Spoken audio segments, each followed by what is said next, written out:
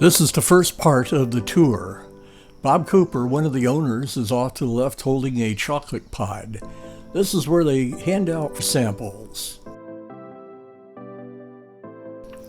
They grow two types of chocolate here. Note the color of the pods. And also there was a chicken in the tree and it was squawking. Here we cut into the chocolate pod, exposing the insides. From here they ferment, dry in the sun, clean the beans, roast and grind, making cocoa butter and liqueur.